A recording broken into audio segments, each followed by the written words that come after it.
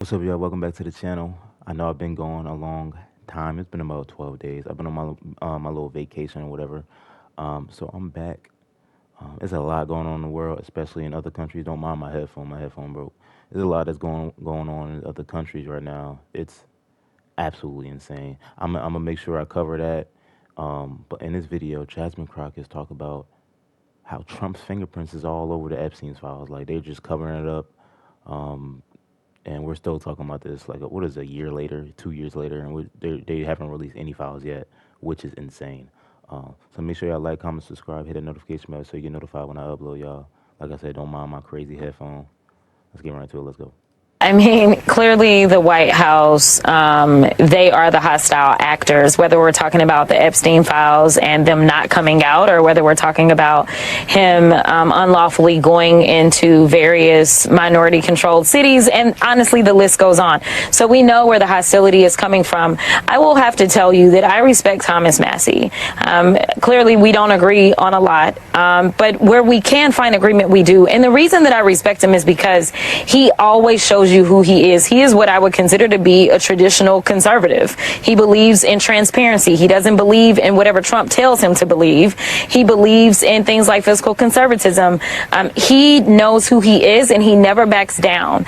And to have this administration try to play with us and act like the DOJ is complying with oversight, to be clear, we were able to secure a subpoena to get those records from the Department of Justice within the Oversight Committee. And guess what? We still don't have them, right? Like, they gave us an itty bitty amount. They gave us maybe 3% of the documentation, and they know that they have Comer under their thumb and that Comer won't necessarily press. So they don't want this full House vote, but I believe that they are going to get the signatures, and then the ball will be in the Speaker's court. What do you think they're covering up?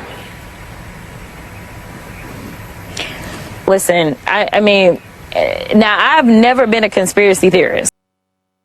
Hey man, before Jasmine say something, I'm pretty sure we all have an idea what they're covering up. I don't know if Jazz gonna say it, but we got some pedophiles in this world. Let y'all know now that shit is, yeah. I'm scared to see what's in the files. I mean, I wanted to come out, but like, ever in my life, okay? No silver tin hat here, okay, sis? But I'm gonna tell you that as I sat and listened to these women, as someone who's been in courtrooms and frankly has reviewed my fair share of discovery and cases, because I have represented on the defense side people accused of similar acts, this is next level. The levels to this is absolutely insane. And we're not talking about, the things that he's espousing to clean our cities of, these low-level criminals. We are talking about, for instance, let me tell you, there was a story of, I'll try to make it quick. There was a story of a young lady who ended up encountering Epstein as he was incarcerated in 2008 in Florida, because he set up a sham company and he was able to then be on work release to his sham company. And while on work release, meaning that he was absolutely being monitored, but he wasn't, he was still abusing women. That is the level. We're talking about them doing fake immigration documents and getting girls from Russia, from Ukraine. Obviously, we knew that there were international implications. They also talked about Israel in this. Like, they implicated, it's like the banks, the accountants, the lawyers, like it is insane. And so I personally think this is about the people that made sure that they could have puppets like Trump in power that he is trying to cover for. Congresswoman, what questions do you have for Alex Acosta, who does this extraordinary sweetheart deal that I think puts in motion the extraordinary circumstances around that work release, where I'd never heard this before, but he's allowed to continue to abuse women? So here's the thing. I'm actually really happy that that's not going to be a normal committee hearing, because as you know, we only get 5 minutes, and for the most part, it's a dog and pony show. It's going to be behind closed doors, a transcribed interview. I would have preferred an actual deposition where perjury would be clearly on the table. If for some reason he was not truthful and forthcoming, and we were able to back that up as we go through this process of interviewing various witnesses. So first of all, I want to know, I will be very methodical and be a real lawyer, right? To the extent that I want to know who all was working with you. I want to know what their jobs were.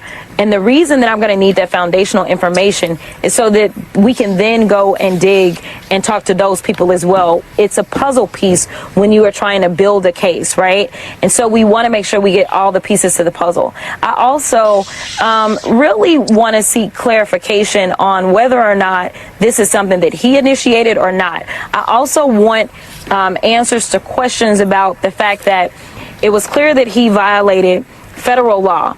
That was made clear in the lawsuit that the survivors ended up filing because he failed to notify them. The timeline is very interesting. What they ended up doing is saying, you know what? They signed off on the no pros agreement, the null pros agreement, right? To not prosecute him. And then after that is when they decided that they would talk to the victims and say, hey, just wanted to let you know your case is still moving along. We'll let you know when something's happening, right? This was a clear cover up. And so I want to really dig into his thought process and find out if this is something that he consistently did. And why? Congresswoman Jasmine Crockett, thank you so much for your role in all this and for joining us. It's like, bro, I mean, what more do you want us to? If this was, let's say, a regular person, like it wasn't anybody famous, it wasn't a person that has money. It was like a person like me, or not like me, but like, you know what I'm saying, like 9 to 5 person. You know what I'm saying? That that was in some type of files or anything, and it became like a big thing. They wouldn't waste no time opening the files and sending us to jail. But since it's Trump and all these elite people, they're taking a sweet old time to even. What she say? They showed 3% of the files. Like, why not show 100? What are y'all trying to hide? Just show the files. Like, I'm not understanding. Is there something more to it that I don't know about, y'all? Please let me know please let me know down in the comment section, y'all. If you got any more videos y'all want me to watch, react to, put it down in the comment section. I know I've been going for a long time. I know the channel's been real slow. It's a part of YouTube. But I'm going to try my best to keep staying consistent. I do have other channels. I'm going to link down in the comment section. So follow them channels that I'm also consistent on. And yeah, let's grow together, y'all. Make sure y'all like, comment, subscribe, hit that notification bell so you get notified when I upload. I love y'all so much. Peace and love, baby. We out.